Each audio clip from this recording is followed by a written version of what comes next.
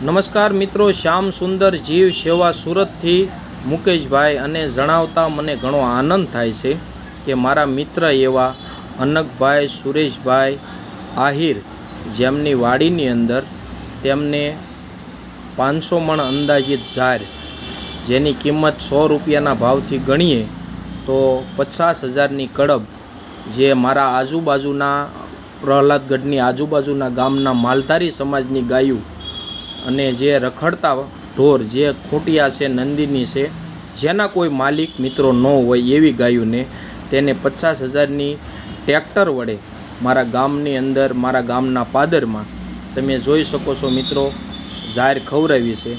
અને આવું સેવાકીય પ્રવૃત્તિનું કાર્ય અનકભાઈ સુરાભાઈ આહિર તરફથી કરવામાં આવી રહ્યું છે.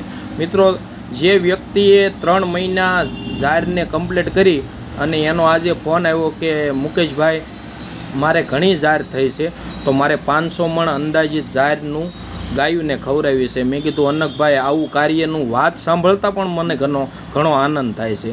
તો મિત્રો, તમારી આજુબાજુમાં ગઢડા તાલુકામાં બોટાદ જિલ્લામાં તમારી પાસે પણ કોઈ જાહેર હોય તો 1 સા છે, 2 પાળિયા છે, 5 પાળિયા છે, તમે પણ મિત્રો અલગ અલગ જગ્યાએ ખવડાવી શકો છો. અને આ વિડીયોના માધ્યમથી તમે મિત્રો જોઈ શકો છો જે આવું સેવાકીય પ્રવૃત્તિનું કામ કરી રહ્યા છે અનકભાઈ સુરેશભાઈ આહિર, ગામ પ્રહલાદગઢ.